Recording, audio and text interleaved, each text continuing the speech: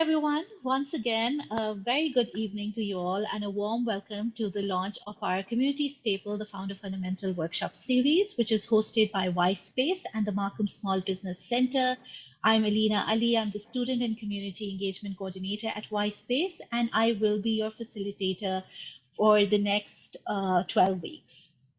We are super excited to be able to relaunch the series to you all.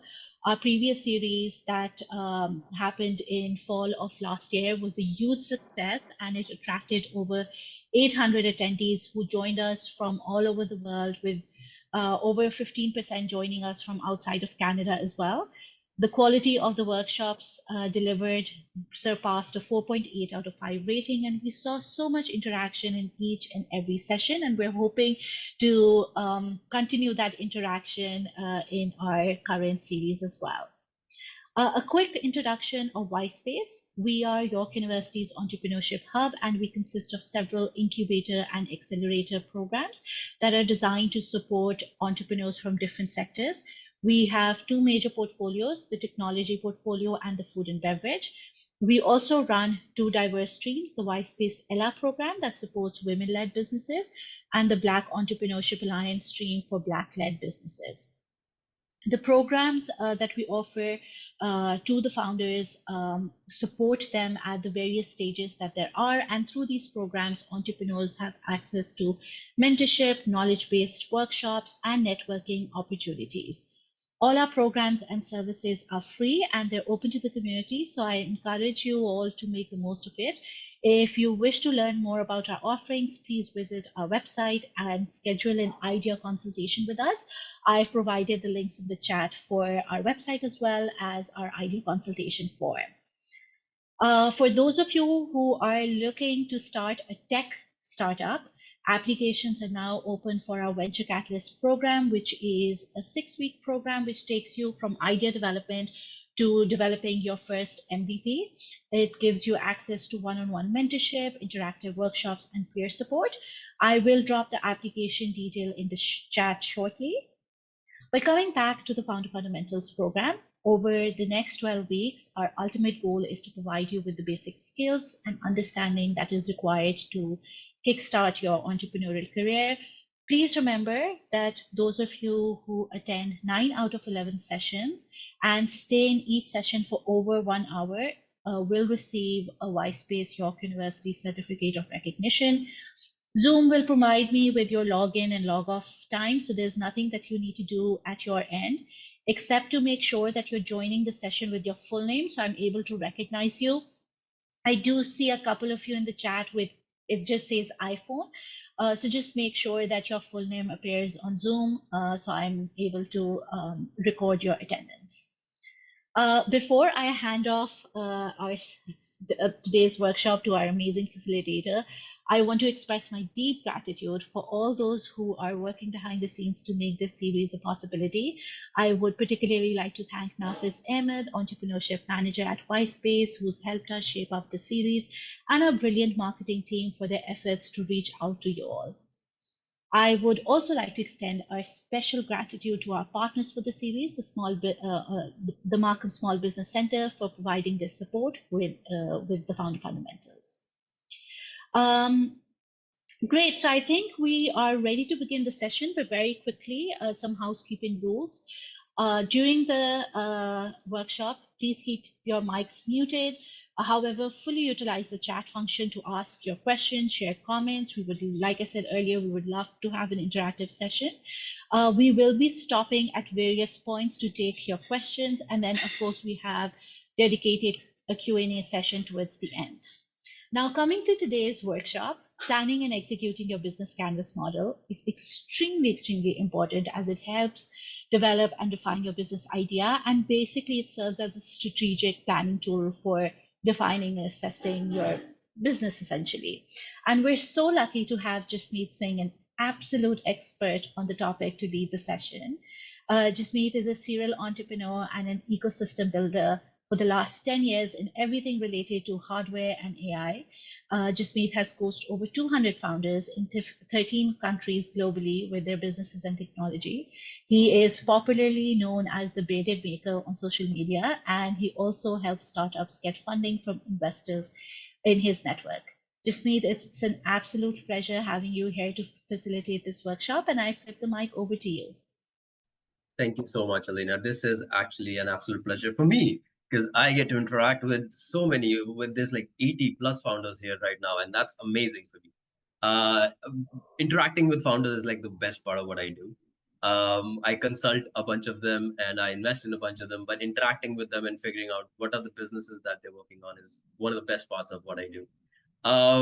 Has During this session, we'll do one thing where I'll stop at certain places and kind of let you guys answer, and you can answer in chat or you can unmute yourself at that point. But I want you to mute once you are done answering your question.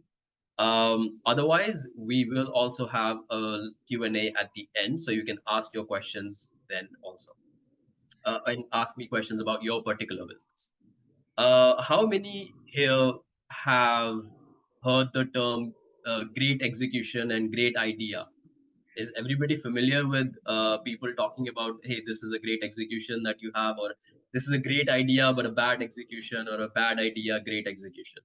Has everybody heard those words? Yeah, I see some head nods. Okay, guys, you can also get on video so I can see you guys, or raise your hands. But what is that execution exactly? So you have a great idea. What exactly is the execution? What are people talking about when they're saying great execution? Execution of what? Can anybody answer? To implement the idea. Okay. Anybody else? A plan, making things happen. So these are very vague terms to implement the idea. In what way exactly? A plan of what? Strategies of what? Mission, values, legacy. Okay. Execution of the process of what? Um, all of that, the execution that they're talking about, that is business modeling. Every single thing that you execute is in your business model. And that's what we're going to talk about today. So if you have the idea, you have a product, you have a service, everything around that is essentially the business model. And we're going to get started on that. A little bit of background on myself. As you can see, I'm an investor, I'm a startup coach and a consultant. I've been a serial founder in robotics and AI.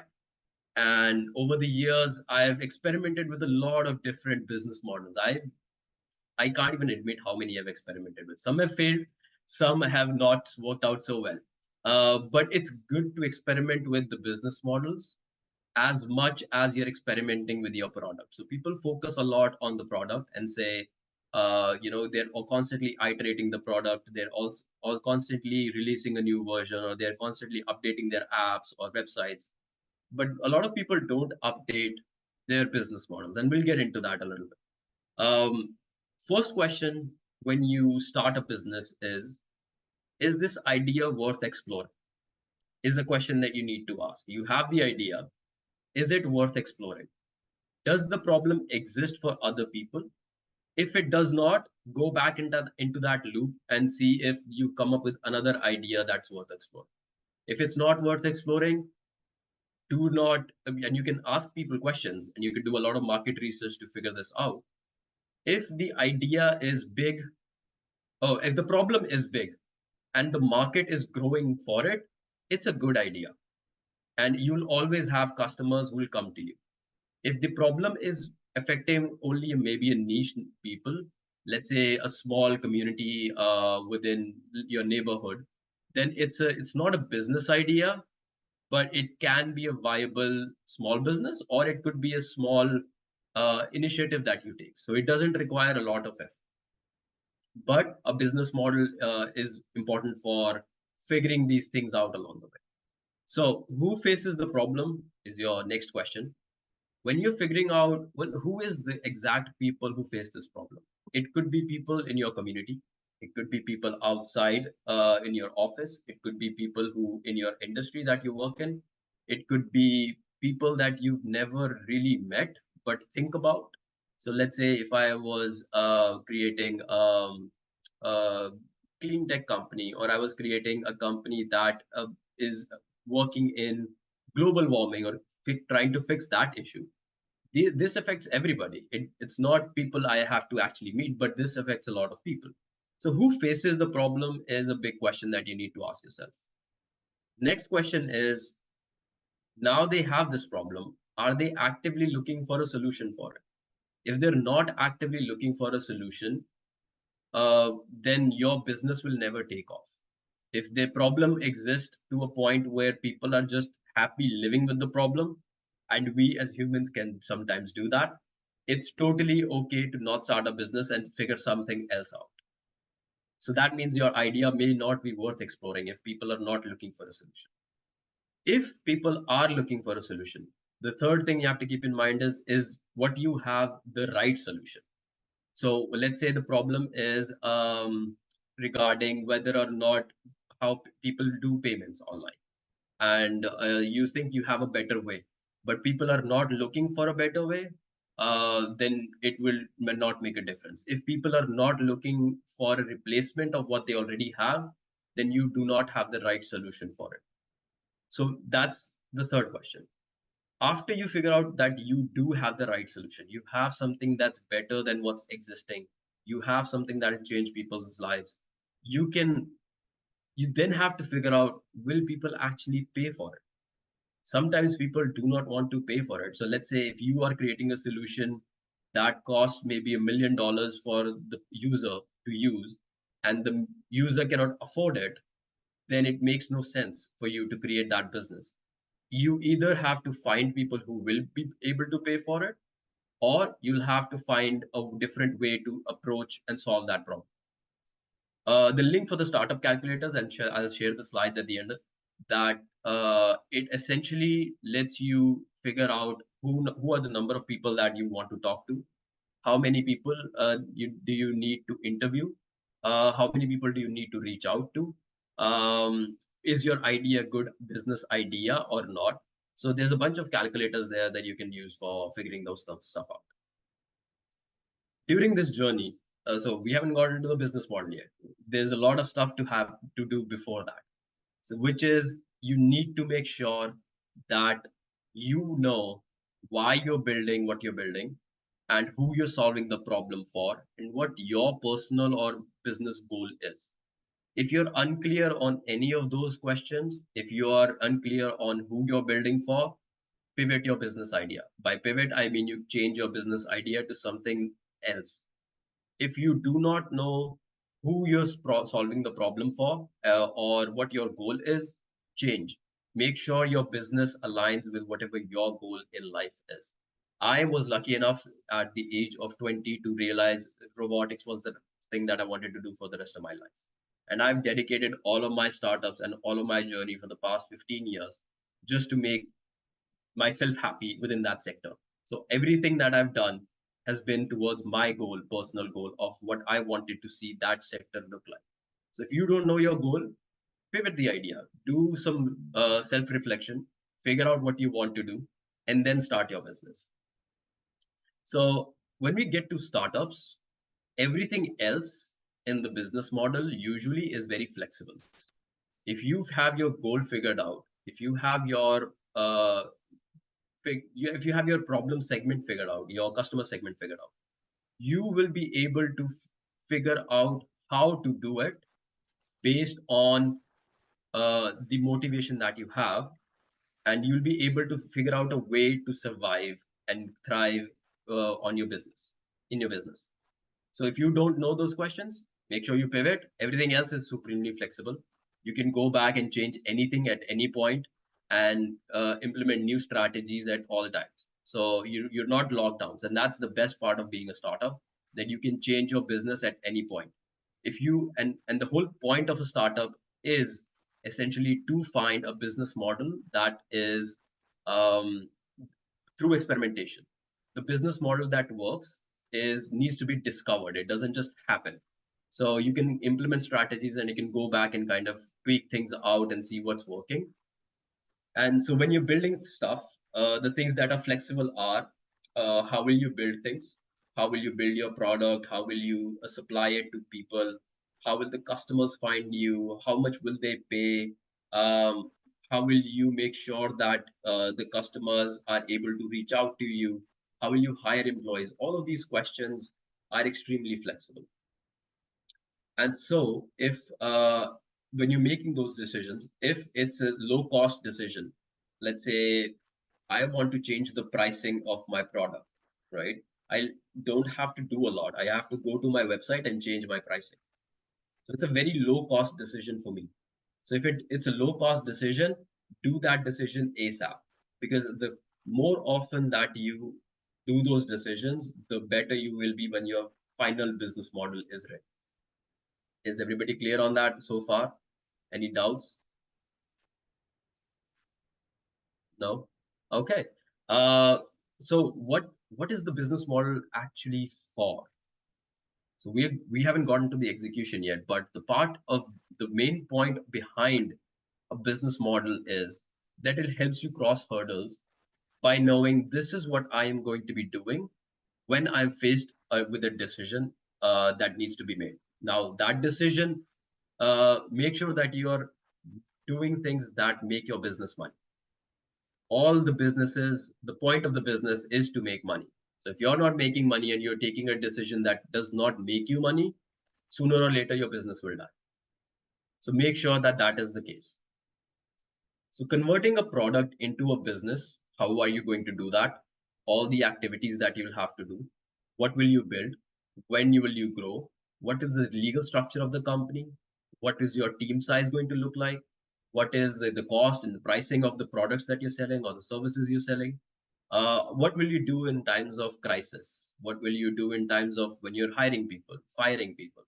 What will you do when you're doing your sales and marketing strategy? What will you do when you need to raise funding from investors, and how will you use that funding? Where will it exactly go? Because investors will ask you these questions. So you need to know all of the answers to these questions. And what will happen when your business is successful and you don't want to run it anymore? How will you exit? Will it IPO? Will you continue to run this business for the rest of your life? Will it become a family business? Will it become something that gets acquired? All of those decisions come into play, and that's what the business model canvas will help you do. Has everybody heard the term business plan? Is there anybody who hasn't heard the term business plan? Can you do one of those hand raises on Zoom? Okay, I see a few. Okay, so business plan is essentially a long document. It's a 50-page Word document that defines all of these sections, and you have to define everything that goes into your business.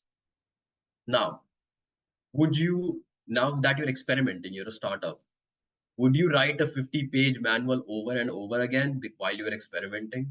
Will you continue to go back to a Word document, find what you're looking for, change the wording every time you change something in the business? It's not very efficient. So that's why we have the business canvas. It's one page, it's a snapshot of what your business looks like right now, what your business plan is right now. It's not about what it'll look like maybe 8 years down the line. It's not about what was in the past. It's a snapshot of what it is right now and the things that you're going to be executing or starting now. So why is it important to put it on paper? Well, what if you're in a horrible accident and you lose your memories? You can't tattoo stuff on yourself. What if somebody else needs to run the business while you're on vacation? What happens when investors say, what is your business model? I want to have a look at it. And that business model will convert into a business plan, but giving them a business model canvas, right, a snapshot, will give them an idea of how you think. So if your business model canvas is good enough, they'll get an idea and then they'll ask you for the rest of the business plan that you'll have to write. Business plans also are something that a bank requires. So if your business canvas is not ready, then you will not be able to write the business plan that maybe a bank requires to give you a loan. So if you're planning on getting funding at some point, business plans are important. But while you're experimenting, business models are extremely important, and especially the canvas itself. So while you're executing all of this, and we just talked like execution is what we're talking about. This is how you get your business off the ground. It's very, very, very, very important that you record everything. Every single number, everything you can put into a number has to be recorded. By that, what I mean is, uh, let's say you do 5 transactions in a month. You record that you did 5 transactions. What is the amount of those transactions? What is the how long did people take to do that transaction with your business? Did it take you 3 months to convince that person to buy your product? Did it take you 1 week? Did it take you 1 hour? How frequently are people buying? All of those things can be tracked in numbers. So make sure you're recording everything. And you'll hear these terms a lot: OKRs, KPIs, what are your SOPs? And so I wanted to give you a little bit of background of what that looks like. Objectives and key results. Is everybody familiar on what that is? Raise your hand if you're not familiar. Okay, I see a few hand raises. So OKRs. Objective is a goal. It's what you want to achieve.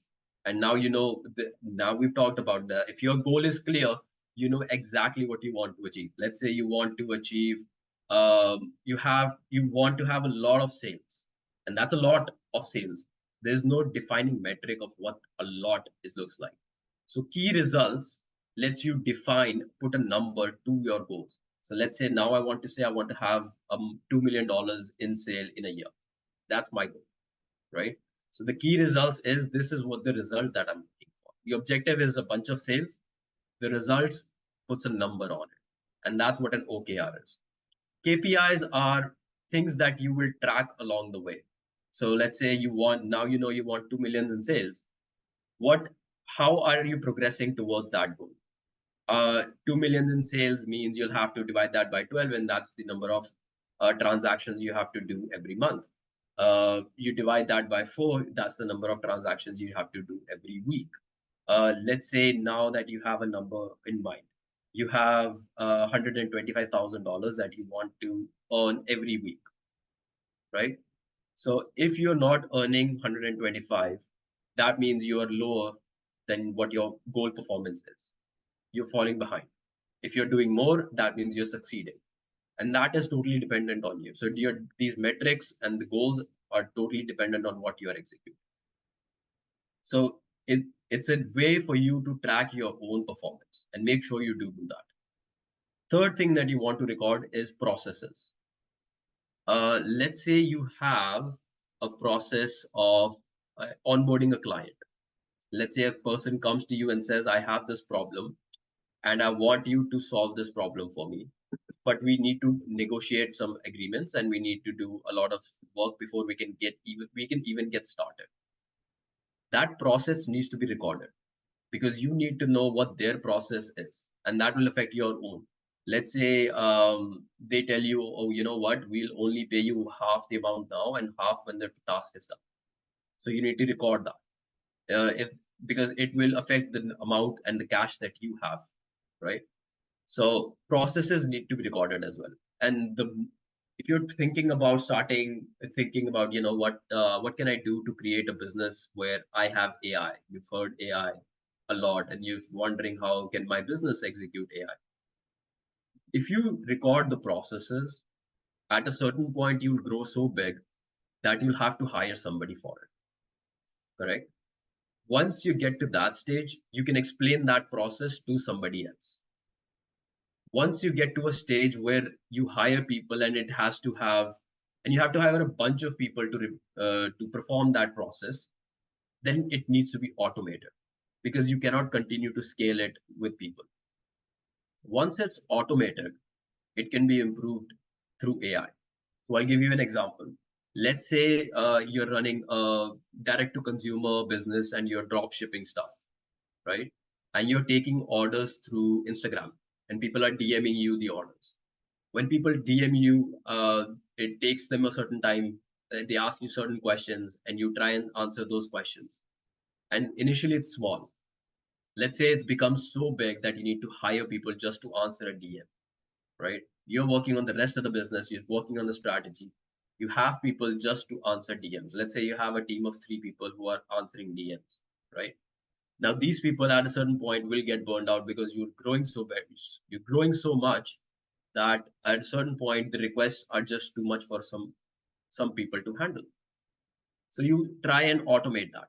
How will you automate it? Based on what you've understood throughout this process, you will be able to automate. These are the questions that everybody asks. These are the things that they want out of the results. These are people who are likely to pay. These are people who are not likely to pay. So if you are recording everything, you should have those things already in mind, and you'll be able to automate a lot of that. That's where things like chatbots come in, where people DM you and they have a certain keyword, and the chatbot responds, this is what you do with that keyword. And it tries and looks for that keyword particular in that sentence.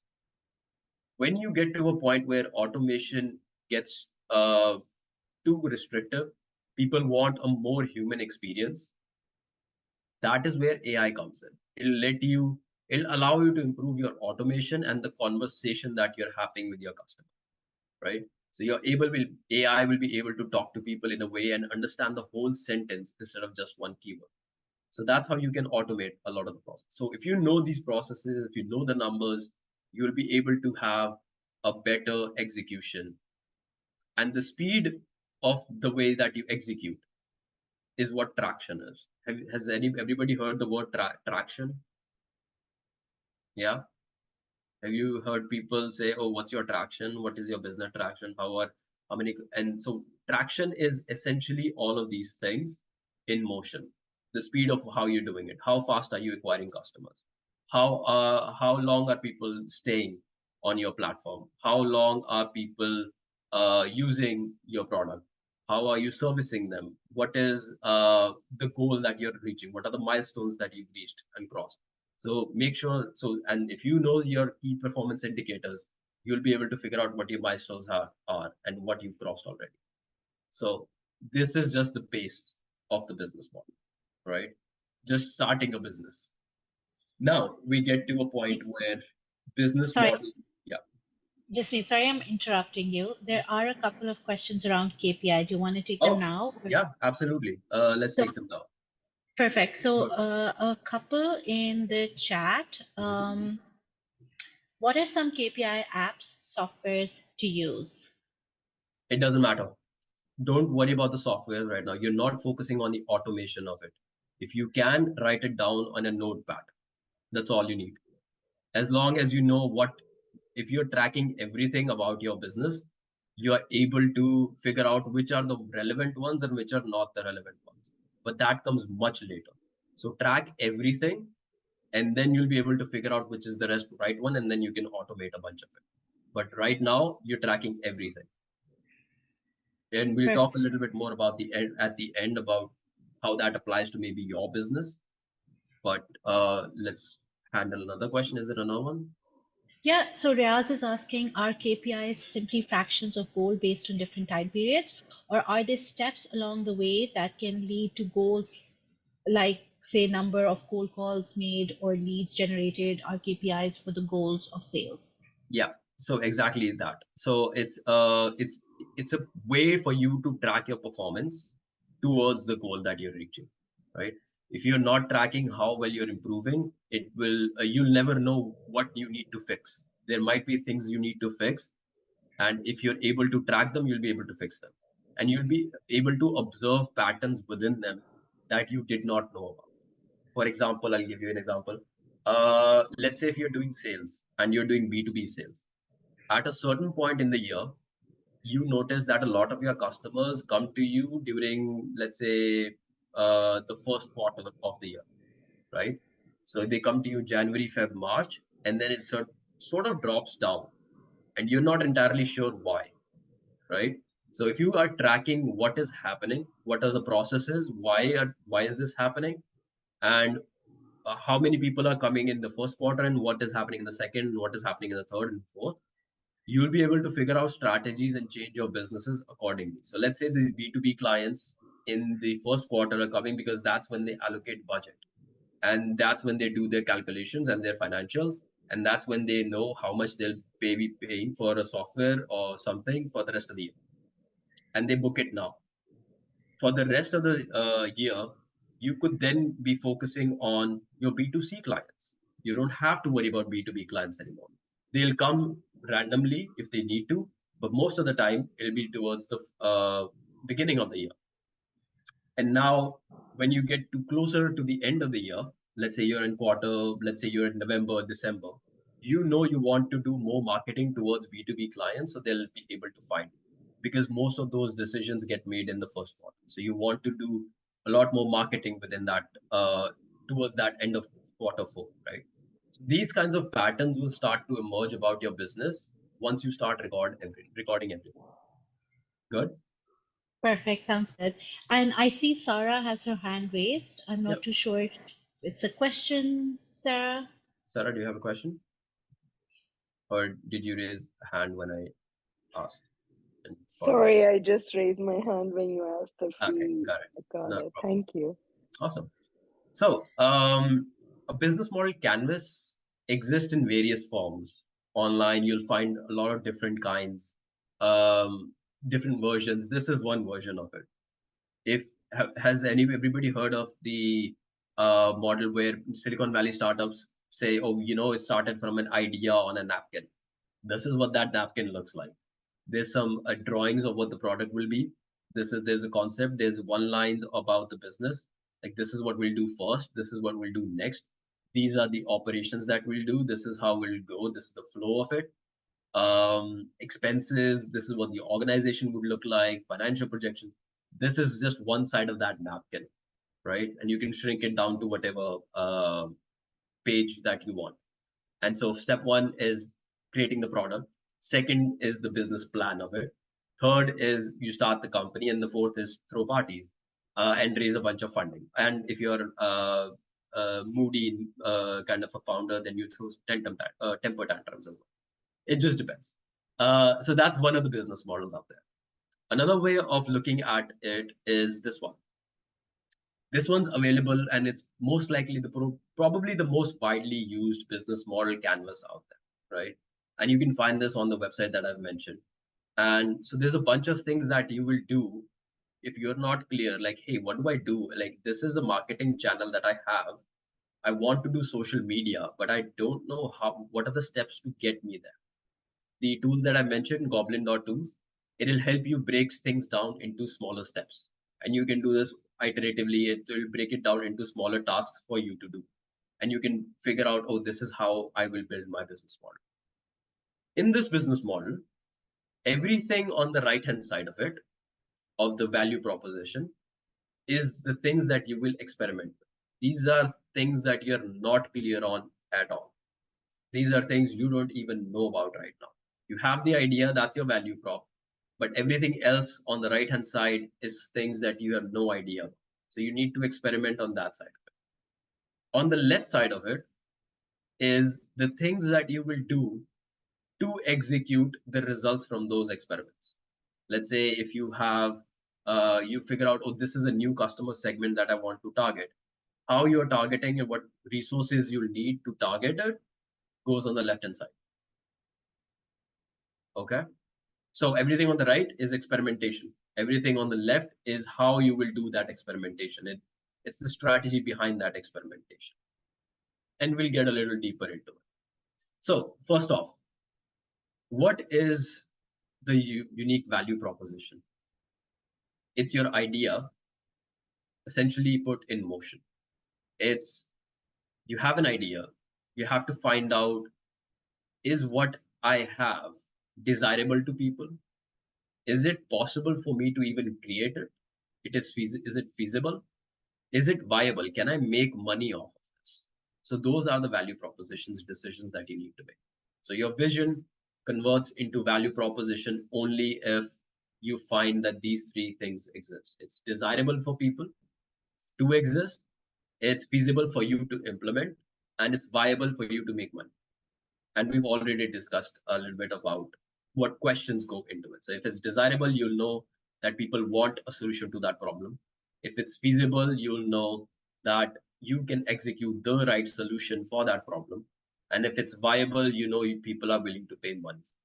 So that those questions are important, right, to start your business.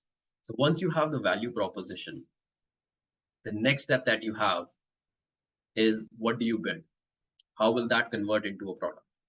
And there's two ways of doing it. And this looks like a very text heavy slide. So just bear with me a little. So the value proposition may not be the same as the unique selling proposition. Does anybody know the difference between the two? And usually these terms are interchangeable, but it can be very different. Does anybody know the difference? If you do, raise a hand. No? Okay. So value proposition is the value that you provide to your customer. Value proposition is I will make a new dishwasher that does not use as much water. That's the value that is provided. But the selling proposition may be very different. The selling proposition is the thing that attracts your customers to your product. Now you're saving them water, but that may not be why they buy the product. Maybe they're just in the market for a more cost efficient product. Maybe the words that they're looking for when they're buying is more sustainability. Maybe they're looking for something that's low energy. So the selling proposition could be very different than what the value that you provide. So it's more about the marketing side of it. So you need to make sure that the words that you're using in selling proposition are very different than the ones that you're using in value proposition. So is that difference sort of clear now? Yeah. Okay. So when you start building a product, the first stage is the proof of concept. Especially if you're not a tech product, building something that does not exist yet. When you're building something, proof of concept is extremely important, and that's the Mark 1 Iron Man suit. So it's essentially looks very questionable. It can probably fall apart if you hit it too hard. It can fail a lot of time. It's very limited in functionality. It's very cost effective for you to implement it, and you implement it very quickly. You can do this through software, hardware. You can implement it in all different kinds of ways. Service you provide, whatever it is. So let's say I am a business that provides cleaning services, right? I start with my friends and see if I can actually do this. It's a proof of concept for me. Are people actually willing to pay for this? The services that I'm providing? Are people actually willing to have me in their homes working?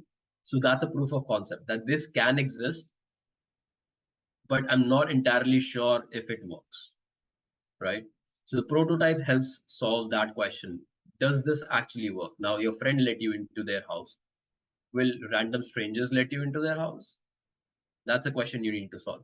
So does this work at a scale where other people are also involved? So for example, with Airbnb, when it started, the first thing that they did was they had a bed that they wanted to sublet and have people use the bed.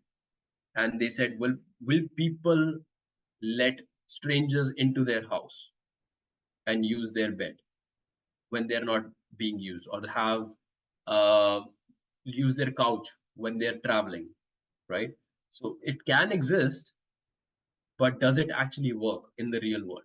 Are people actually paying for this? So that's the prototype.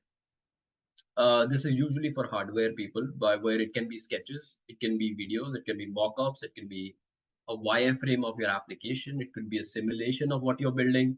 Let's say if you have mechanical design of something, it can be a simulation, it could be a canvas image, and that you can show around to people and say, hey, do you think this is something that you would buy, right? And then you start to get feedback on it. And that's where the MVP comes in. So if you're in the above these two stages, if you're in the proof of concept prototype stages, you're essentially in the pre-seed, pre-revenue stages that we talk about when you're in venture capital. But when you're on the MVP side, MVP is essentially solving the core problems that your customers have while only having the features that are required, nothing else. There's no 800 features that people can use. It's solving one problem with the limited amount of features, the basic ones that your customers want. Everything on top of that is additional and can be done later on. So the main features that your product does need to have, without it, it does not solve the problem, right? Though that goes into the MVP.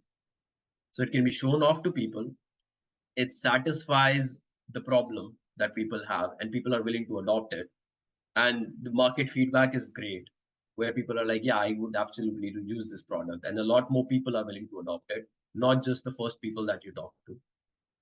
And on a scale of 1 to 10, 10 being the ideal scenario that you have, if current products are at a 4, right? If they're solving, let's say, they're being scored 4 out of a 10 by their customers, you need to get to a 7. That's it. It's not a multiple. You don't have to be a 12. You don't have to reinvent the wheel and be extremely great at it. You only have to be a few points better than what exists in the market. You need to be faster. You can be better. You can be cheaper. You can be better at delivery services, whatever, right? So it only needs to be about 2 or 3 points better than what exists in the market today. Yeah. Once people start paying for it, that's when you reach PMF. PMF is product market fit. That means the product that you've built is being accepted by the people in the market that you're targeting. So when you get to PMF, it can look a lot of different ways. Uh, has everybody seen the movie Wizard of Oz? Whether it's the new one or the old one? So Wizard of Oz, and especially if you are in the application business, you're thinking of creating some kind of an application. Wizard of Oz is where no automation actually exists, but the customer thinks that it does. So on the back end, you're still handling stuff manually, but for the customer, they think that it's actually automated. So for example, let's say you're booking restaurant, you're letting people book restaurant tables, right?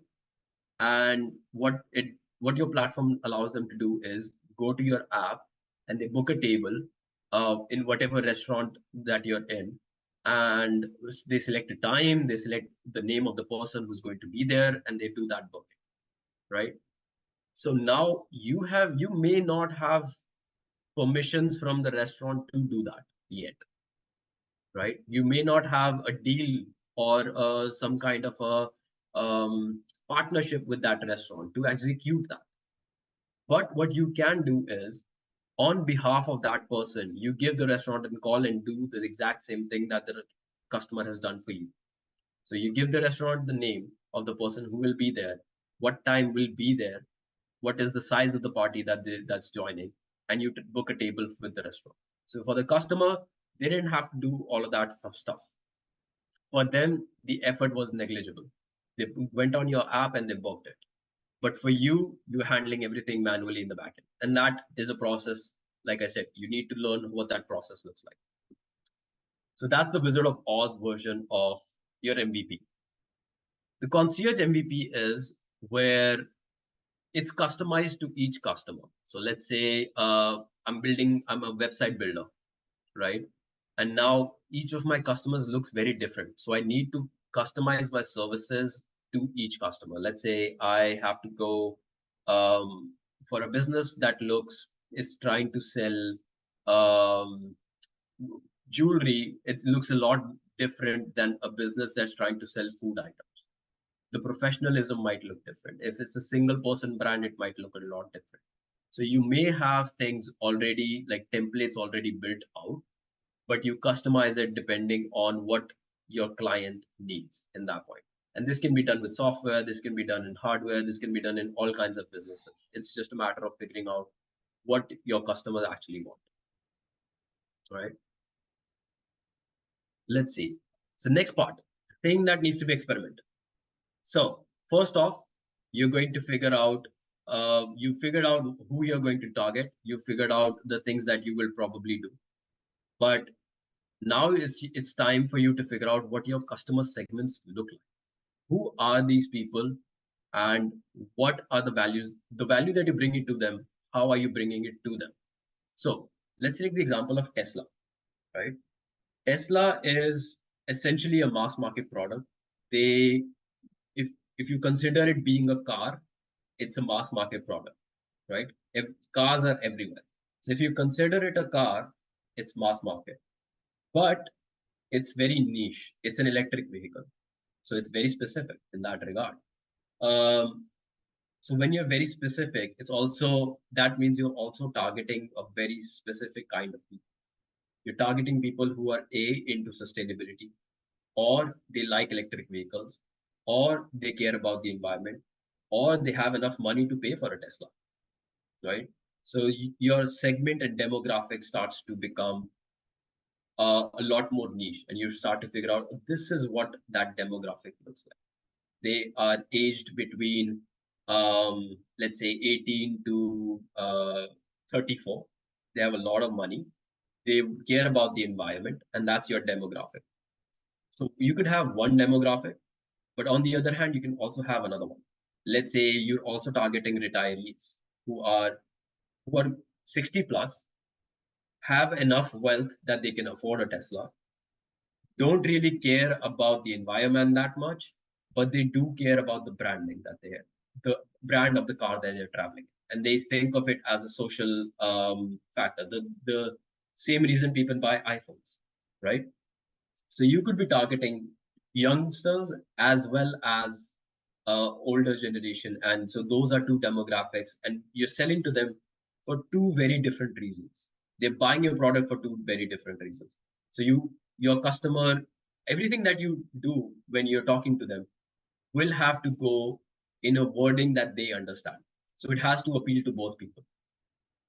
So diverse is when you have multiple kinds of markets that you're targeting. Let's say I'm a B2B person and I'm creating a robot, right? I'm creating a robot arm essentially, and that arm can also be used in groceries, let's say warehouses, and it can also be used in sorting through or building cars. It can be used in manufacturing. It can be used to on desktops. People can use it in their homes. It's not big enough, so people can use it in their homes to automate cooking that they have. So it's a small arm, but the markets are diverse. I have to target all of these. So it's a multiple markets that I have. It's so there could be multiple segments within each of those markets as well. So let's say I'm targeting homes, and in the home I want to target single men who have no time for cooking, but I also want to target families who have aging parents who might not be able to cook, right? So that robot arm within just the home market can also have multiple segments. That's how you think about it. If you're multi-sided means, let's say you're a credit card company, right? You allow people to use your credit card to do payments, but you also allow businesses. You also give businesses a point of sale device, right? And that allows them to use the credit cards by the customers. So you're essentially, these are related transactions, and you're targeting both of those people who are interacting with each other. So that's one way of doing it. Is everybody clear on the customer segment so far? Because that's important. Yeah. Okay. Um, Second part is, well, now you know your customers. How do you reach out to them? What are the ways that you will interact with them? Will you interact with them through social media? Will you interact with them through your website? Will you hire people or hire another business to interact with them? So are these channels that you own? So the channels that you own are your own website, your own Instagram page, your own Twitter channel, everything that you create. Partners could be, let's say, I'm in a manufacturing business.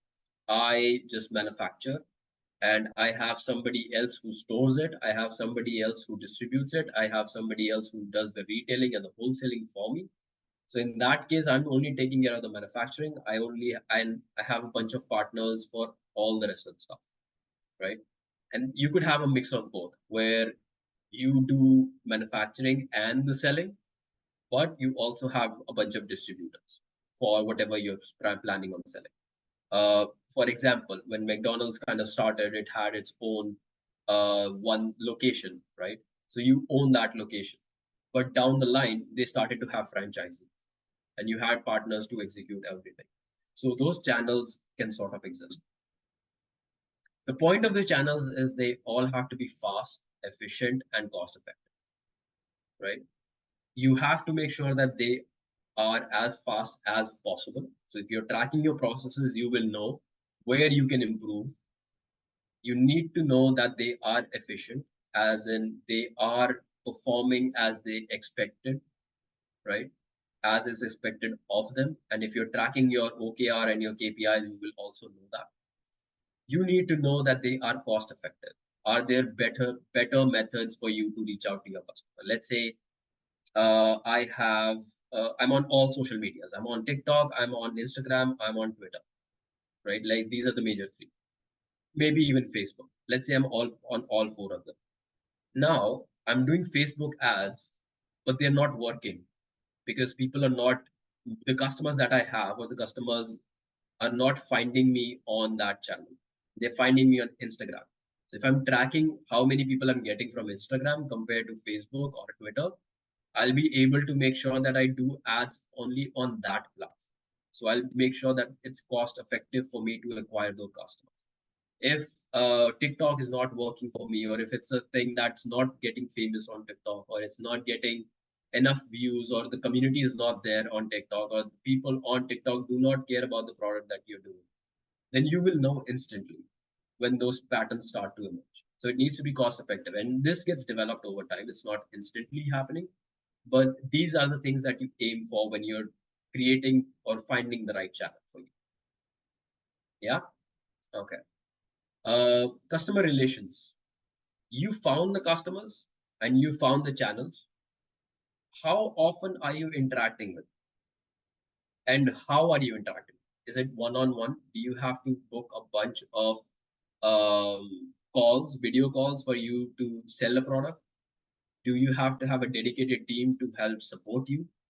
Do you need, is the process too long?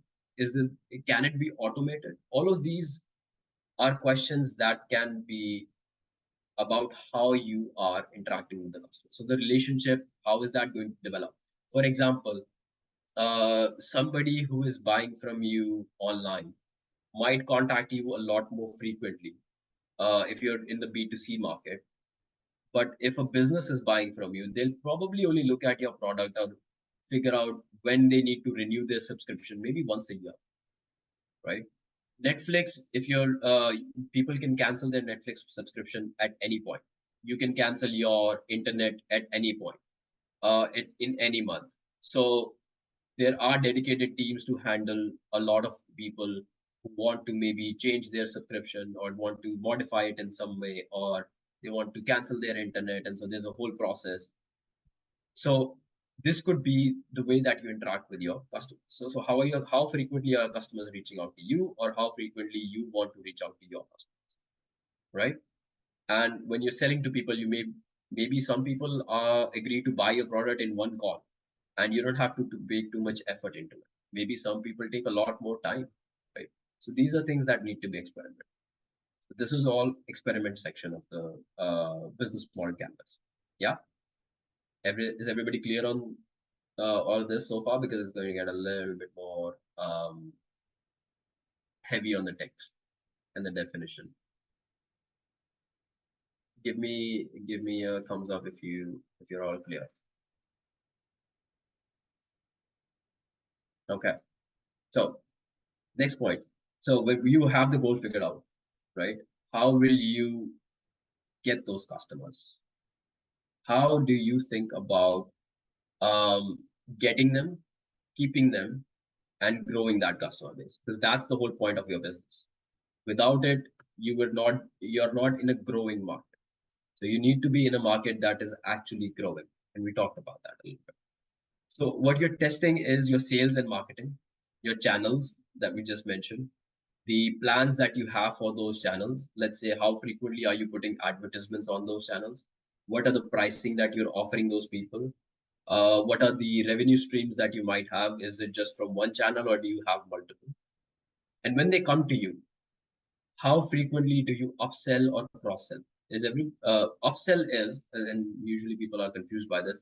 So upsell is, let's say, I have two varieties of milk in a grocery store, right?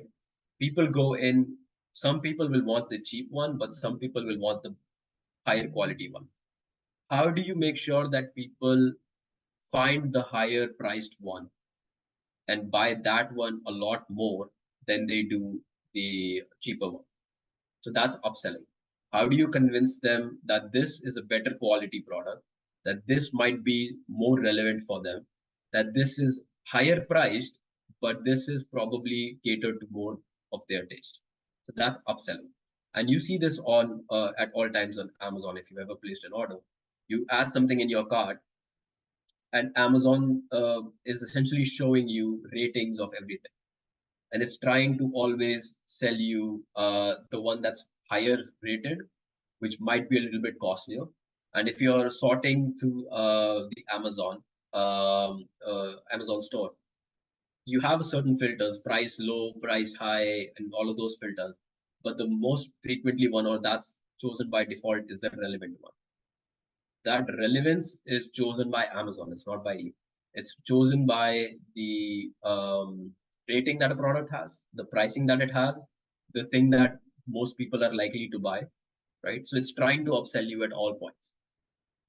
Cross sell is, if you go into a store to buy milk, what are the chances you'll also buy eggs? And that's cross selling. So when you go on Amazon, for example, when you add a product to your cart, it gives you people who bought this also bought three different products. And that's cross selling. So it's telling you that because you're buying this, you might also be interested in these other products, and these products go well with what you're buying. So that's a way for you to essentially sell more products to your customers, right? When you sell these products, delivery timelines matter. If you're not clear, if you're not tracking the delivery timelines that you are in the way that you're delivering the product, you'll never be able to figure out why your customers are having bad experience. So, for example, I'll take an example from my own business. So I had one of my businesses was an online store where I was selling essentially hardware products. So anybody who was building robots or who needed parts for the robots was coming to me, right? And on my website, uh, and on all of my competitors' website, the product availability was always shown in stock or out of stock, right? And people never knew how many pieces were in stock, or at least something that my customers or my competitors were not showing. So what I did was I showed exactly the number of pieces that exist, right?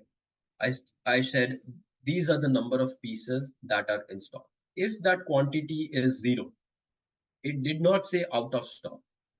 It said delivered in 1 to 3 weeks, right?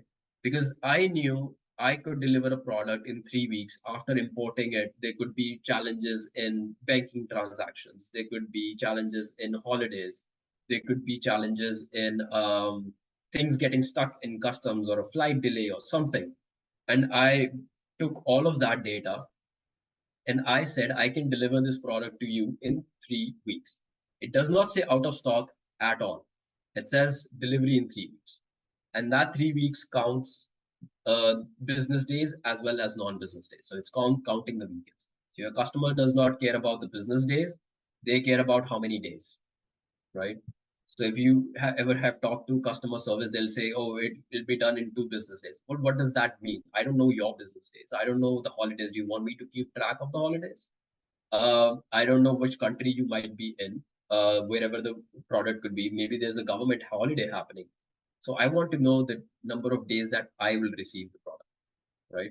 So if I'm keeping track of exactly how long it takes for me to deliver, I can tell my customers this is how long it takes for me to deliver this product. Now, most of the time, it did not actually take 3 weeks. That was like the maximum of it.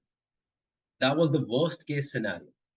Most of the times I was able to deliver in 7 to 10 days after importing everything, right? And I created a business model where if I was able to do this in 10 days, the customer was happy. Customer expected it in 3 weeks. Customers were happy because he was getting in half the time of 10 days, right? Or maybe one third of the time in 7 days, or even sometimes lesser. Sometimes the things was already I had already ordered them and it was already in the room. And I only had to take maybe 1 or 2 days to get it in stock, and I was able to ship it out, right? So delivery timelines are important. If you're shipping, especially if you're shipping something out physically, at a point, I also knew, let's say, if I had my shipping partners, I also knew that to get this to my customer in this location, if I want to get this delivery done on time, and usually it takes 3 days with normal channels through the post. If I want to get this done on time, let's say the product came in late and I'm 3 days away from reaching that 3 week delivery mark, right? Before the customer starts ringing up my phone and starts yelling at me for not delivering on time. I know that if I overnight this, I'll be able to deliver it. The customer didn't really pay for me to overnight, right? But I know I have enough of a margin that just for this one time, I can deliver it to that customer and still make a bunch of profit. So if I did not know that this delivery service, let's say I can ship it through UPS, I can ship it through DHL, I can ship it through FedEx, I can ship it through Canada Post. Now I know that Canada Post delivers even with overnight, they'll probably take 2 days. I know with FedEx, it'll probably do it the next day morning. I know with UPS, it'll take the next day evening. So depending on what I want to do and how quickly I want to deliver this, I can choose the right method to get it to the customer in time. So timelines need to be tracked. And you can test these out over the years and you'll find out, okay, this one works for me, this one doesn't. And that's the whole point of a start. Keeping an eye on the competition and how they do things and their processes is also a part of making yourself better than what your competition is. Making sure you're actually providing value to your customers. If you're not keeping an eye on your competition, you'll never know what you can improve. So let's say so when AI hype kind of comes into play, people who started AI companies were saying, I have an AI company. This similar company was valued at, let's say, $2 million, and I have a similar product. I should be valued at $2 million. But that's not how it goes. That person could have more resources. That person could have a much stronger team than you. That person could have a use case or things in development that you don't even know about. That person could be having a vision of 10 long years that you have not even thought of. So if you don't keep an eye on your competition, you'll never know where you're improving and you'll be left behind essentially. So it's important to make sure that you're keeping an eye on your competition and recording everything that you're doing, recording your users, recording the processes, recording the features and questions that people have. A/B testing is a technique where you give half of people, and people who have applications can do this quite easily, or software people can do this quite easily, where a user comes to your website and they see a pricing of, let's say, $50, and this is randomly chosen. Half the users see the pricing of $50, while the other half see 45, right? Depending on which ones you close, depending on which one people are more likely to pay, you can figure out which is the right pricing fee. Because if people are willing to pay $50 for your product, you would not want $45 to be listed on the website. So when you're testing out your pricing, or you're testing out, let's say, a feature that you're launching, you're not sure how it'll go. You deliver half the people that you have, you deliver the feature to half, you make no changes. If people with the feature are happy or are responding more positively than the people who do not have that feature, you know that that feature is important, right? And an example of this is the Bumble dating app. So for a little bit of time, Bumble did this thing where they launched a feature in they have three modes: BFF, Biz, and dating, right? So in the BFF version, they created a version where you could contact everybody and you could be friends with everybody. But in the other version, they have you can only be friends with people from your same gender or something. So depending on, so half the people saw that feature, half the people saw that feature. And depending on what was the response, depending on the feedback that they got, they chose to keep one and not the other. The other one was phased out. The next update of the app does not have that other feature where you can just contact everyone.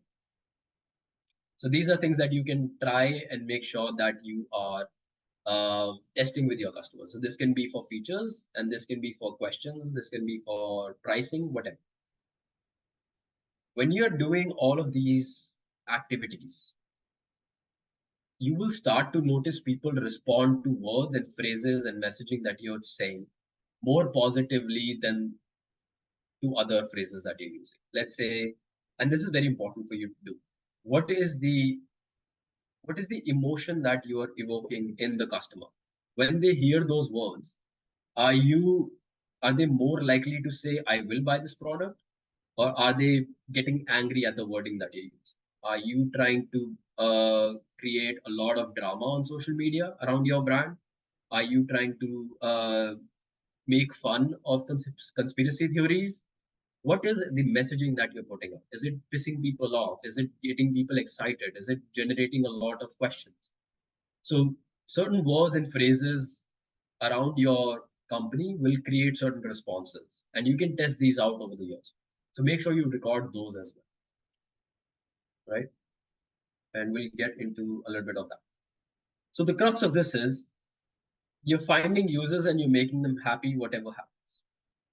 Once you've built the product, everything else you're doing, everything else going from the MVP to the PMF is about making your customers happy. And your customers may not be your users. Customers may look very different. Are the people who pay for it?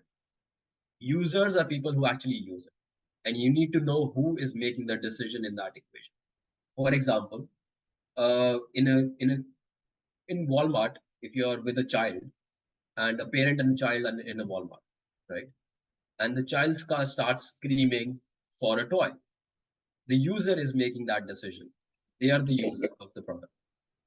And the customer is the parent who's buying the product for them. So in that case, the child is making the decision that they want to buy them. But at Christmas time, this is reversed. The child has a list, but the parent eventually figures out this is what I want to give the child. So the parent is the customer, even though the decision maker in that equation, even though the user is the same. So decision making process is important, and you can. This also happens at businesses. If you're targeting businesses, you need to know who is the decision maker, and you want to appeal to them. So, for example, when you're in Walmart, like I said, if you're targeting the user and you're targeting a child, what is the one thing that you see all toys have? Big pictures. Sometimes they have transparent packaging. They don't have as many words because they're targeting children who are young, who may not be able to read. So that's a decision that they've made to have bigger packaging, easily visible, big pictures, transparent packaging so that you can see through it. And so the child gets excited by seeing it, right? So they've made that decision. So everything is dependent on people who are making that decision. Your ideal customer profile, and you'll probably go into this later in the series, is essentially way for you to figure out what does this person look like, what are their habits, what are their income, um, and you will use this data for your marketing. When you go on Facebook ads, your Facebook ads is targeted and asks you exactly these questions, right? When you're talking about when you want to reach out to customers and you want to talk to them, how many of you have ever gone to an event where there was a chance to win something if you enter your email ID? Raise your hand if you have.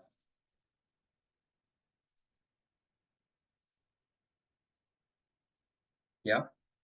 Okay. And how many times have you ever won anything? Has anybody ever won anything? And you can unmute yourself and tell me. For a chance to win something, AirPods or whatever, have you ever won it? Because the chance could be 0% chance, right?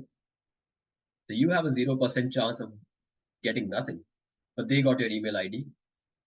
So you can use techniques like these.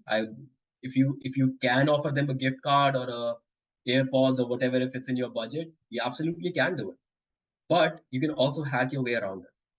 You can do things that other people are also doing, but phrase it in a way that it seems like you're offering something, but you're actually.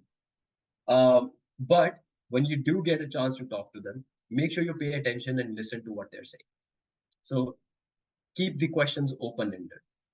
Give them an option to respond without encouraging anything, without encouraging a response of any kind. Say, what do you think about this problem?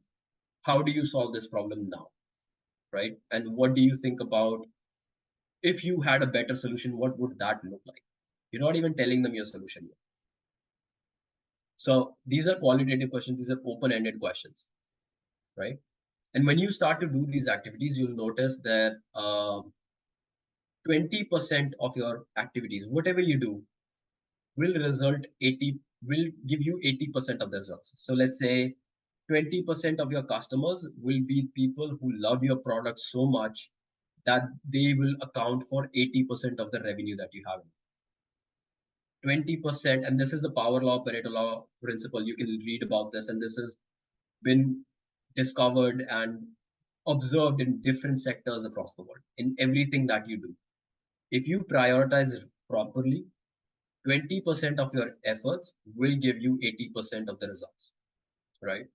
So when you're making those decisions, when you're doing a 20% of the effort, you want to make sure that you're targeting the best person for that decision that you need to make. Or you're hyper focused on what is required to be done that only you might be able to do and nobody else you can hire for can do this. So because let's say if you're targeting a B2B company and the CEO is the decision maker, right? And he only talks to CEO, he does not talk to salespeople. So if he's the top decision maker, that's something only you can do, nobody else in your team can do. He wants to have a conversation CEO to CEO. He does not want to engage salespeople at all. So figuring out those processes is extremely important. I had this example sort of come to me, like somebody said, I want to go into sports. I want to have a sponsorship from a sports personality or a celebrity of any kind, right? And when you're talking about, let's say, well, I said, okay, if you want to target sports personalities, who's the one perfect person that you would want to be? One person who's also into sports, but also kind of sort of business savvy or maybe an investor, right? And the name of Shaq comes up. Shaq is a big time investor. Shaq is into sports and he understands the sports market really well. He's in a bunch of businesses, but for sports, he's absolutely the top guy to go to, right? He has a brand. He can promote the brand. He's If you get Shaq as an investor, he also features in your commercials. So there's also that factor as well. So if you want to reach out to Shaq, people hesitate, and you don't know Shaq now. You don't know Shaq if he does not respond. So you have essentially nothing to lose by targeting and talking to the top decision maker. If it does not happen, fine, right? If it does happen, now you have Shaq as an investor. So imagine the payoff there. For you, there's literally nothing to lose, but the payoff is massive. So make sure that all the decisions that you're making, you're targeting somebody when you're doing partnership or investment or whatever that looks like. You're targeting the top decision maker because that's what a good CEO is supposed to be doing. Coming back to the left side, the strategy part.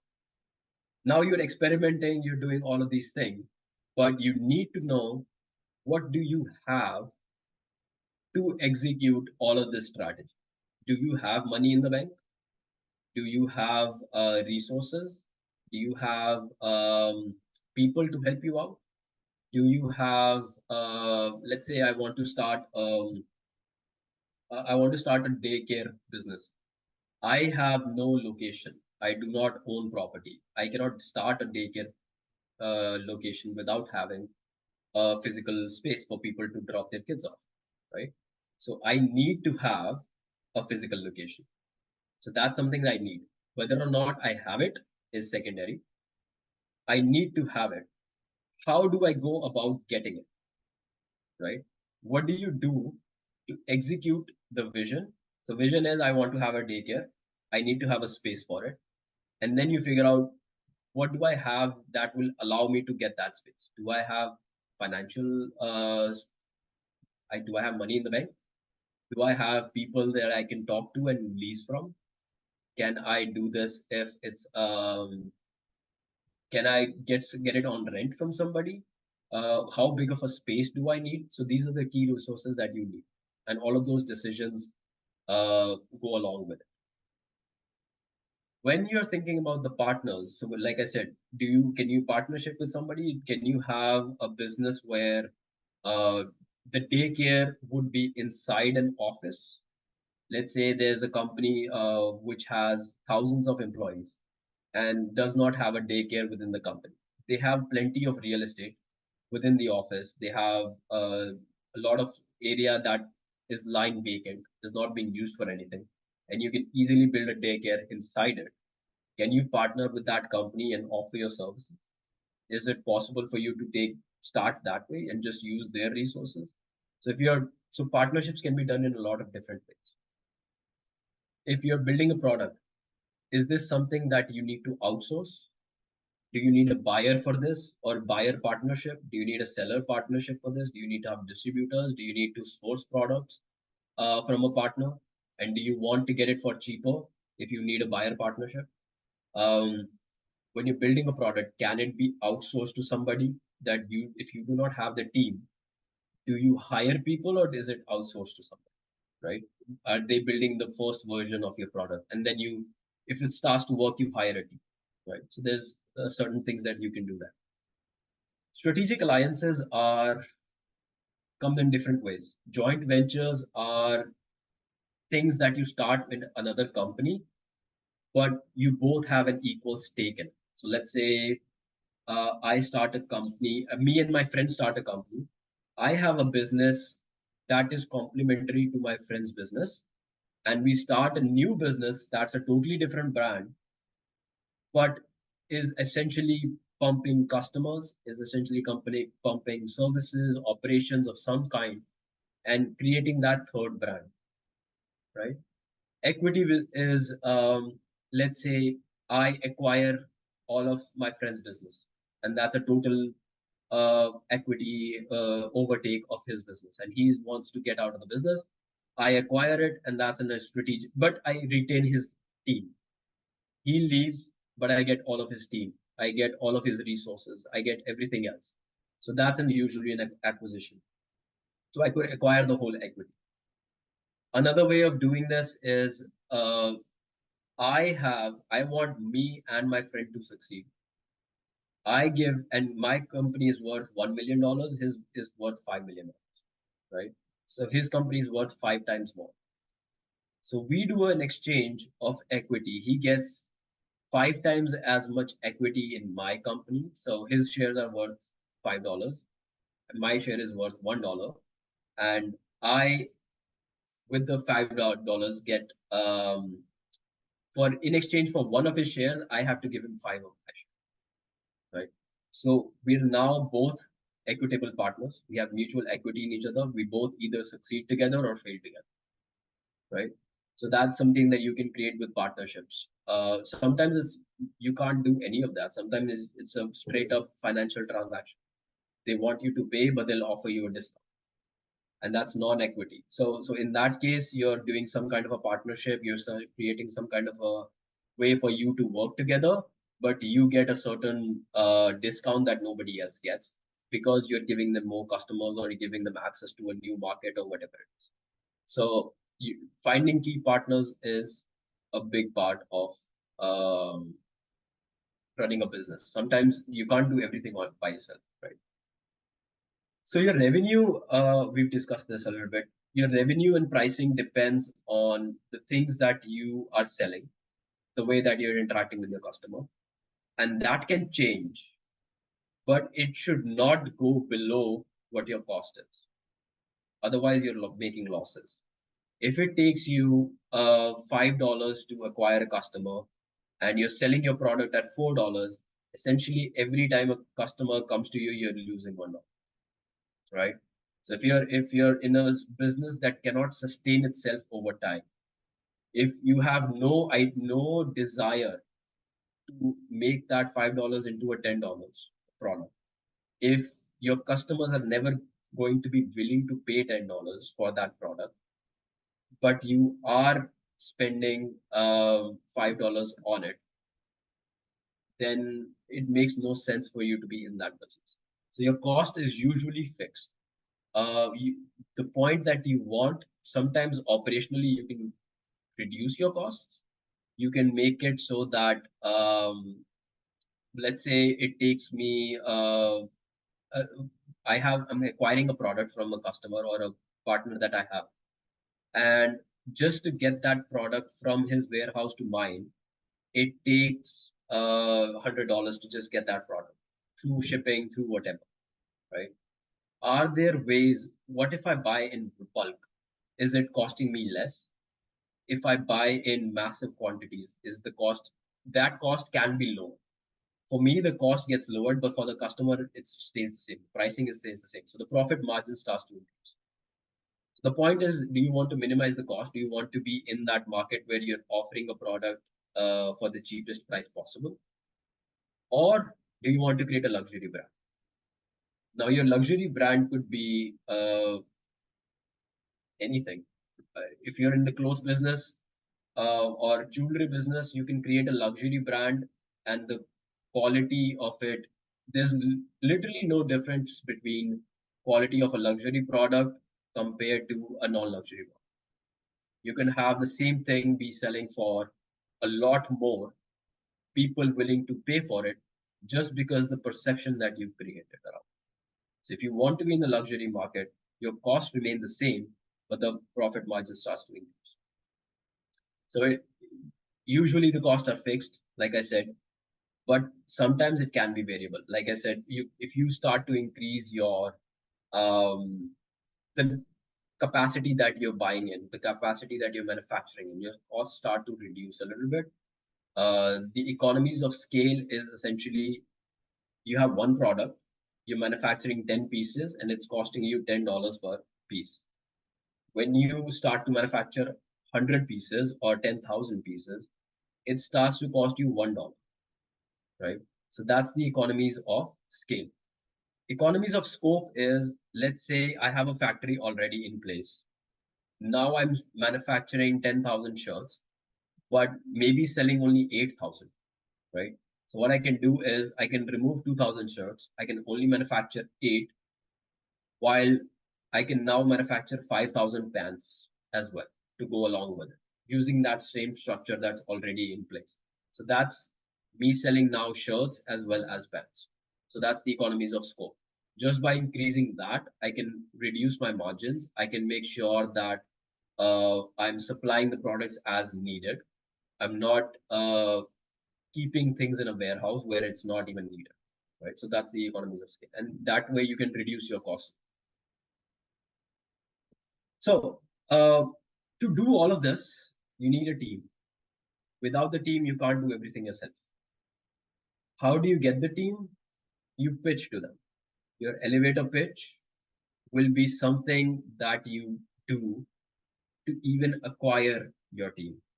If if they are interested in your elevator pitch, what you're doing, they'll come in for a lower amount of money for now, just for equity, and they'll be able to work with you and be excited to work with you because they like what you're doing.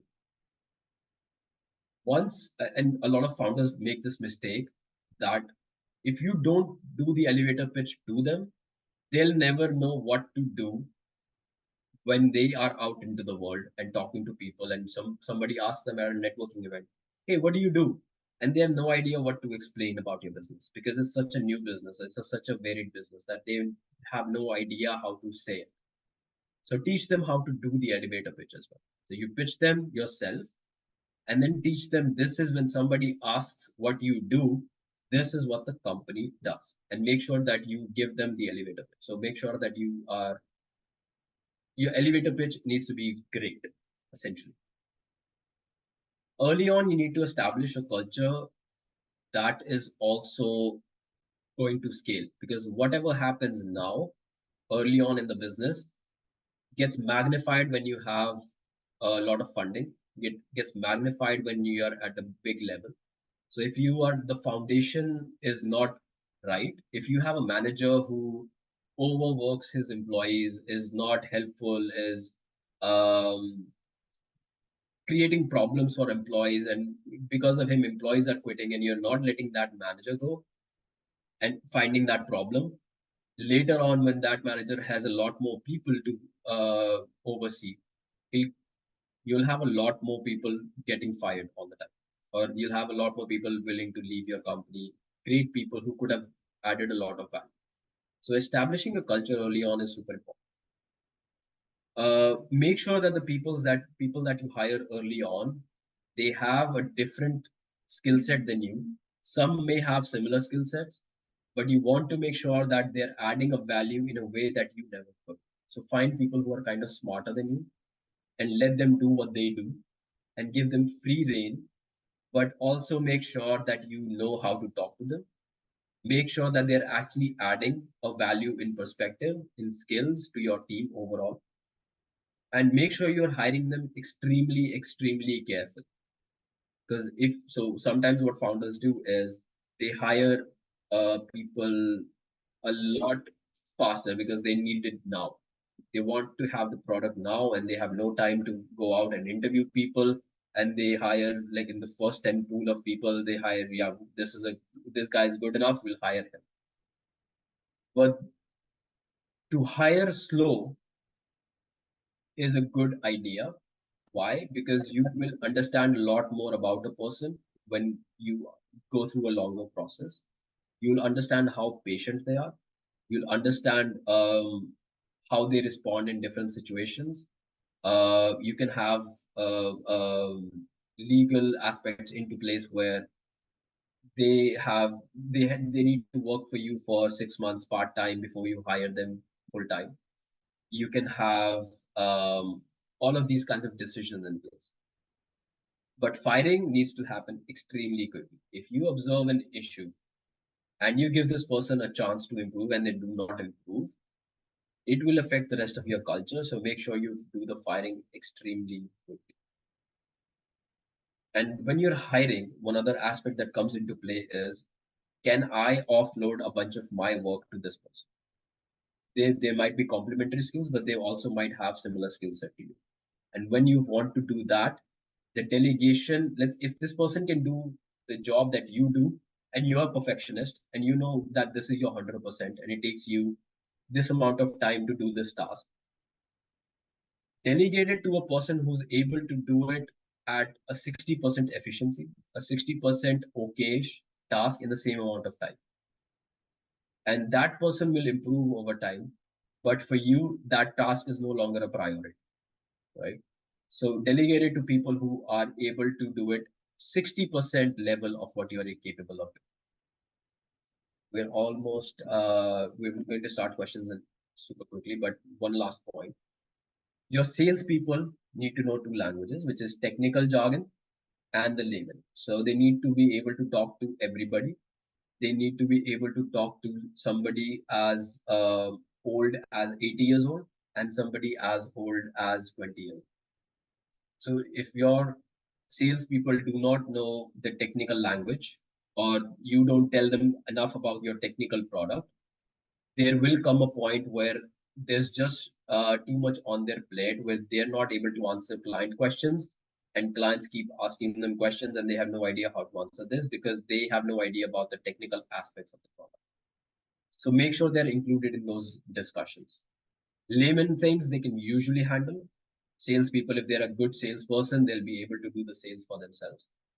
But when the customer starts to have technical questions, they do need to know the technical answers as well. So sometimes founders forget to include salespeople in their technical product discussions, and they're an extremely important part because without it, they cannot sell your product.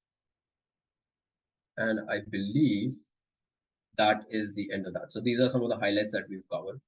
So to cover all of this, the main part of this is love people, go places, solve problems for those people, and you will change lives, your own and theirs, and you'll make money doing it.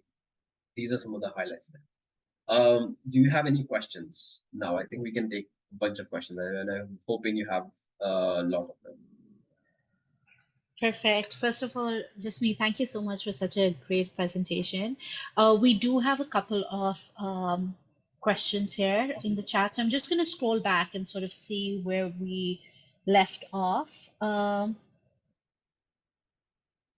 Just give me a minute. I think we left off at KPIs. We did, yeah, yeah. Yeah. So, okay, perfect.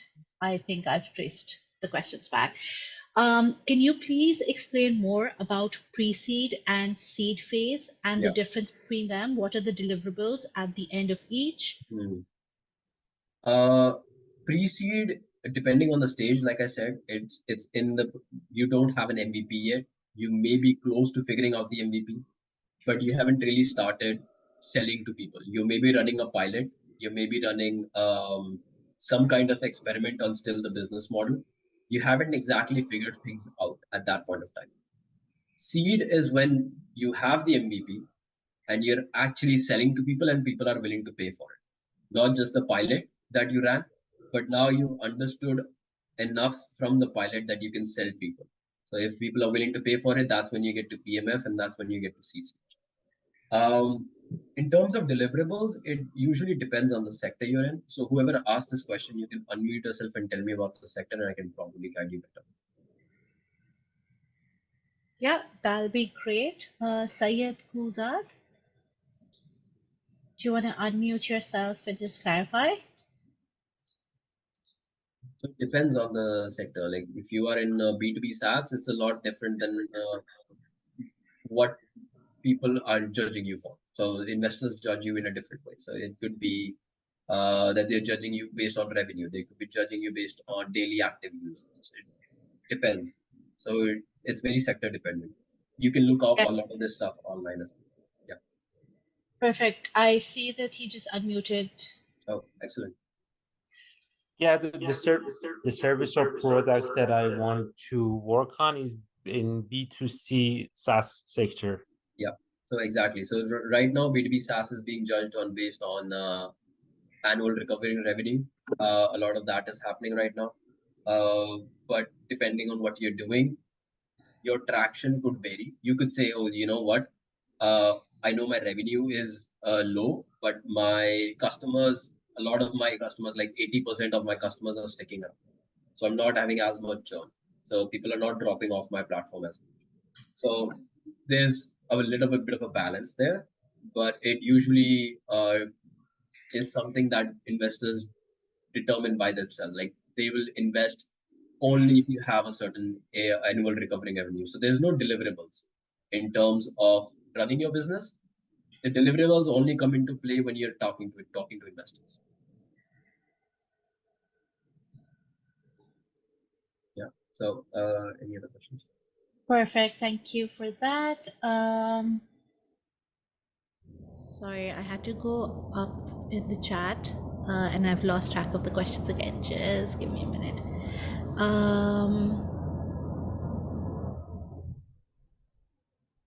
Okay, we did the seed question. McDonald's, do you want to supersize that? Yeah, that's the upselling part of it. Yeah. Best Buy guys asking for accessories after you buy a computer. Yep, that's absolutely cross-selling. What are the best tools to monitor competition activity? Again, you can't really do that. There's no tools out there that you can monitor competition. You can talk to them. You can act as a customer and kind of see what their sales process looks like, what their customer service is like. Let's say you give them a call and you say, I want to book, or you place a product on their store or whatever, and you observe exactly how they handled all of these issues. And if this is a customer, this is a company that's already making money and you are a little bit early, you can copy and improve on what they're doing. So there are different ways of approaching um, competition activity. You can also do with SEO and stuff, you can kind of do that online. You can see which keywords are they using to rank higher. You can do what kind of ads are they serving, what are the words they're using when they're serving ads. So keeping an eye open on your competition is good, and then figuring out, oh, this seems to be working. What if I did this? What if I tried a similar app, or tried a similar advertisement, or tried a similar marketing technique, or tried a similar platform? So you can kind of keep an eye on that through social media and all of the websites and stuff. Perfect. Thank you. A couple of questions from Leila. How can financial projection be shown in one page to be presented to an investor? What is the criteria that's important to them? And do you have a template for financial projection? Financial projections are usually done depending on the business. What are the resources you have? What are how are you making money? How's your pricing going?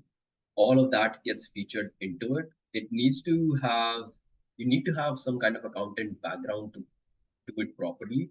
Sometimes people will just say, I have these are the projections based on no data. But if you're tracking numbers, you'll be able to see patterns emerge where you, like for my business, I knew that every year between March and June, I would do the equal amount of sales that I did in all of last year, right? And the rest of the year, the 9 months of the year, I would be able to essentially focus on just increasing my sales. So I was 2xing my sales every year just because I knew that this would be a pattern. B2B customers would come at this point of the year and I'd be able to do that. So financial projections are they start off in reality, and then you figure out these are the activities that we'll do to improve on this, whether it's reducing costs, whether it's acquiring more customers. These are the things that are working, and then you multiply that by months and years. So if you know you're doing a revenue of 100K a year, and the same techniques, using the same strategies that you have been able to bring it to 100K from 10K, then you know you can use similar strategies to maybe uh, project for the next few more months and say, oh, I'll be able to double this, I'll be able to make this 5 times more or 10 times more or whatever. So that's how usually financial takes place. But Alina, do we have other workshops on financial stuff coming up? Not as part of the current Founder Fundamentals Yeah. series, but we did do a couple in the previous series. So I'm happy to share the recordings of that. Yeah, or a template people can usually We use. have templates as well. Yeah. So I'll share that for sure. Perfect. A couple of you I see over here as well, and some of you have reached out to me through direct message asking about the recording and the slides. The recording and the slides for this presentation will be shared with you tomorrow before noon. So I'll be emailing it from our Whitespace inbox. So keep an eye out on that. If you don't receive it by tomorrow evening, please feel free to reach out to me, and I'll make sure that I'll send those out. Perfect. Alice has a question. What is the best way to collect data if you are a startup with no funding and no use of social media? Hmm. What kind of data would you like to track? Can you unmute yourself and tell me? Alice, Well, would you? Yeah. I I Yeah. guess it would be to, kind of figure out what customers want, right? Mhm. So it would be kind of collecting data on what they want in the Mhm. product, for example, that I'm selling. Okay. How are you talking to customers right now? Basically, it's word of mouth, Mhm. and that's pretty much it right now, and referrals. Okay. Word of mouth. How did you start the word of mouth? Because you had to start it, right? Somebody came to you and you said something and then they tried it, right? How did you Yeah, start like if I have a client, they it? tend to talk about my teas, for example, with other Mhm. people, and then Mhm. those other people will kind of contact me. Yeah. So when they contact you, ask them what made them try you out, I right? always do, but I was wondering if there's any other than word of mouth, It's other than social yeah. media, what's the best approach? So when you're doing that, it's like I said, you can do this in an Excel sheet. You can have a form of some kind, feedback form for people. And within that feedback form, the first questions you have is what is their age, what is their location, and all of those quantitative questions to figure out what is the demographic that's responding well to it. And then if they're referring your product to other people, they obviously like it, right? So you can reach out to them and say, I know you like my product. Would you mind giving me feedback? You obviously spend some time giving feedback to other people and promoting it. Would you mind giving me feedback on what you liked and what you did not like? That's a So great. yeah, so that's one way of doing it. Another thing that food people usually make the mistake of doing is when you're going to events for setting up booths and letting people try a product, you don't ask them to give you their email ID.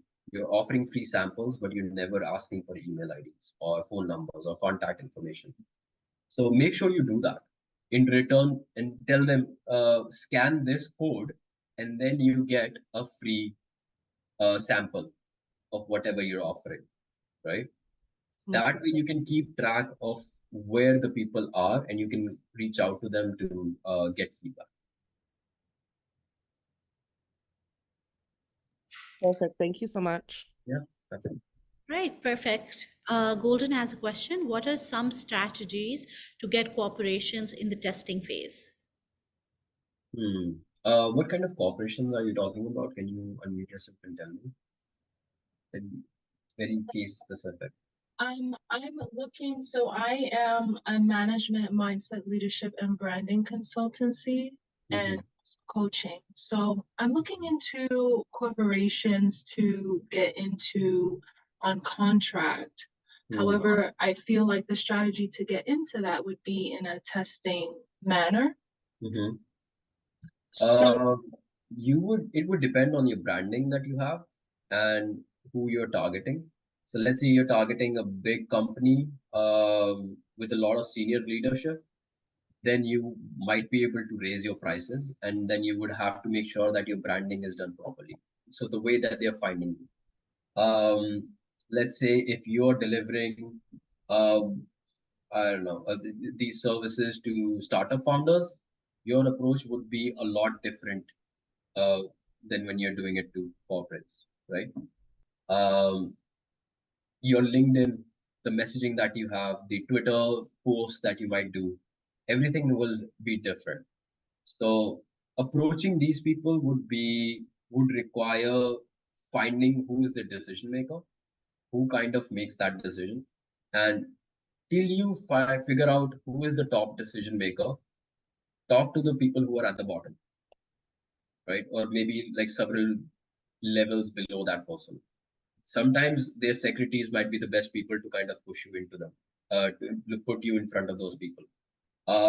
Sometimes it's a manager that goes to them with certain kind of requests, like, hey, we need a certain kind of training for our employees that we think will be beneficial for them. So it depends on who's making that decision. So you need to figure out who's the decision maker and then approach them. So find some kind of a connect within that company, just a Okay. random one, strike up a conversation, do some networking, and see which one works. You mentioned pricing Mm-hmm. and branding. Mm-hmm. I'm not at that Google level yet, but I feel Mm-hmm. like I'm at a very like high mid-range. Mm-hmm. Um, and want to know, how does pricing play a role in them wanting to be a part of the testing phase? Let's say if you are priced too low, they might not think it's worth the time. They might think this is an inferior product, Hmm. right? But if you're too a price too high, then a startup founder might not be able to afford you. So it Mm-hmm. just depends on who you're targeting. So like I said, uh, the way you're dressed in like your online pictures could be a factor. The perception that you have, the words that you use, like I use, what are some of the words in your branding that you're using? How, when they find out about you, how do they look you up again? Just to do a background check on you, right? Are they finding you on through your social media? Are they finding you through your LinkedIn? Are they finding you through Twitter? And then making sure that on all of those platforms, like your branding is consistent, where you're talking about similar topics. There's no posts that might freak them out. So if you're doing leadership with a bunch of old people who are in a position who might be conservative, right? And you have a bunch of things that scare them off in any way, um, it might lead to an issue. So you want to make sure that the perception that you are creating in branding is extremely important. Right, right. Yeah, Okay. Thank you so much. absolutely. Amazing. One more question in the chat. How do you do market research, both for service and product based Hmm. businesses, to find where your customers are available, how much they're willing to pay for your product and service? Okay. Market research involves, there's a lot of market research companies who do just that. They're built for market research. If you want to see just the potential of the market, there are market reports for that, and you can ask AI for that, which is, I'll drop a link in the chat. My favorite AI for this is Perplexity. Perplexity.ai or perplexity.com, I'm not entirely sure. But Perplexity is one of them, and you can definitely use that. There's another one, to find, what was the second part of that question again? Let me read it again. I believe it's something with customers. Customers, right? So you can't do it at home. You have to go outside and find them. If you are solving a big enough problem and you know a problem exists, you find them in different platforms. You'll find them in communities. There will be a community of some kind around that. If you're targeting, for say, software developers, you will know exactly networking events who that are organized for software developers. You'll be able to go on Reddit. You'll be able to go on Discord servers. You'll be able to go on Twitter and find communities there. Um, so it's a matter of figuring out where those communities are. Without it, you can't really do it. So sometimes you have to go out of the house, uh, because you want to have a one-on-one sort of a discussion with this person. Well, online, they might not be able to tell you everything. So if you do find them online, ask to do a one-on-one call, and they seem like knowledgeable enough, ask to do a one-on-one video call or whatever, and kind of talk to them. Got it. And as a follow-up to that question, Alexandra is asking, are there any free tools to conduct surveys? Like I said, Perplexity is one, but surveys you can conduct. There are firms out there that do market research, like I said, and focus groups and all those kinds of activities, and you can pay for them. But I don't think there are any free tools for that. So it's all about effort, and so the execution is important, and you're experimenting. So if you If you pawn off the market research portion to somebody else, you never know the things that you need to learn about it. So it's important that you do these activities yourself first and then hire people or pawn it off to somebody else. The product can be given to somebody else, but the business activities are extremely important for you to understand, because that other person might not ask the questions that you want to ask. If you're not clear on the picture, let's say I'm talking to somebody and they say, oh, you know what, this feature might be kind of cool to implement. Now, I might know that I can implement that feature or my team can implement that feature.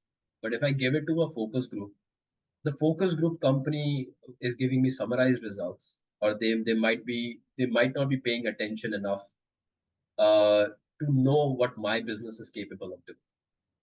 So they will not be able to adapt as quickly or ask follow-up questions on that.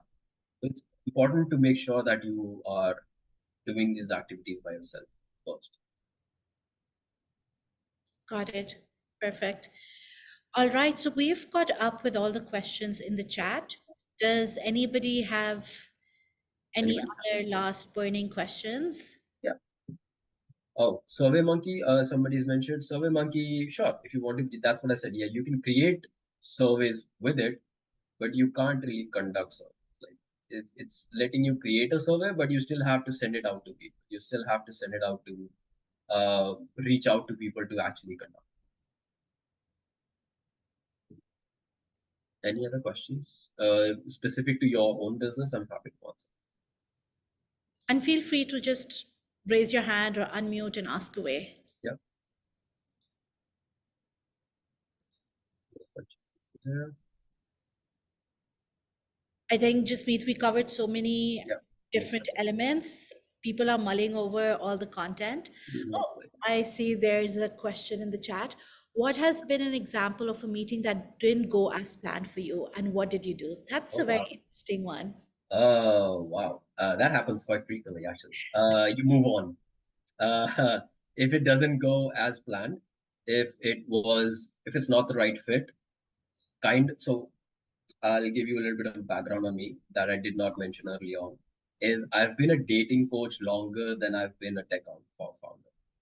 So when you're a dating coach, you kind of see all kinds of scenarios, and I've helped people with like their dating profiles and their dating lives. And one of the main things is if this person is not the right fit, you move on. If the date doesn't go well, you don't stop searching for your person. You don't stop never dating again. You don't do that. So similarly, if something doesn't go according to plan, you think about why it did not go according to plan. Was it your fault? Did you do something wrong? Was there something you could have done better? Will you approach this same person with when you do something better? Or will you approach somebody else now? Like, has this person been totally put off by you and will never want to see your face? Or is this person something that you can salvage that relationship? So being in that mindset, staying positive is extremely important. And knowing that you're not going to appeal to everybody is also important. Very well said. Anwar has a question. Wonderful session ongoing. How do we differentiate between the small scale, medium scale, and large scale businesses? So there's usually SMBs and there's usually startups which are venture backed, right? So these are usually the differentiating factors. Small businesses exist, or medium-sized businesses exist in business models that have already been tried and tested. These are business models or products that have existed for so long that there's little to no innovation left. You might be tweaking a few things, but it might not be a growing market. It might not. It might be a market that's already too saturated. So in that case, it's usually a small scale business or medium scale business. And medium sized businesses are considered to have like 1,000 employees, right? And that's considered like medium size or large size. So you can still have thousands of employees and be generating millions in revenue, but it might not be venture backed. Venture backable businesses are uh, ones that grow extremely quickly. So if you're executing properly, if your business model is being executed in a way that your customer base, your revenues, and your rest of your company and the how it's getting formed, all of that uh, is growing exponentially. That's a venture backable business. So the market needs to be expanding. It's future focused, not past focused. So it's something that, oh, if people are paying for if people are not paying for robots now, in 5 years, will they start paying for it? How many people will start paying for it? What does that landscape look like? So that those are venture backable, but small and medium doesn't. It usually comes into play with like the number of employees that you have, the revenue that you generate. Amazing. Perfect. So we have 2 minutes to go. So this is the last call for any questions. Yeah, and feel free to unmute yourself, guys. Yeah, go for it, guys. One more question. Awesome. Okay, Uh, thank you, Hillary. And you can also reach out to me on at or slash bearded maker on all platforms. So it's easier to find me just with that one word, bearded maker. You'll be able to find me on everything where I want to be found. I love that. Perfect. I did send everybody in the reminder email. I did link your LinkedIn. So I hope that's Awesome. okay. Yeah, absolutely. LinkedIn Perfect. works, Twitter, Instagram, everything is open and you can DM me on anything. That's so kind of you. Jasmeet, I think we're all done with questions and we can Absolutely. wrap up. Thank you so much, Jasmeet, for sharing your experience, your insights, your knowledge. This was a fantastic session. As you can see, there's so many thank yous and compliments pouring in the chat. Right. We love having you facilitate these sessions for us, and the engagement today was a testament to how amazing this was. So thank you for taking out the time. I'm so glad I could help you guys out, and feel free to reach out anytime. I'm always happy to conduct these sessions with my space. Perfect.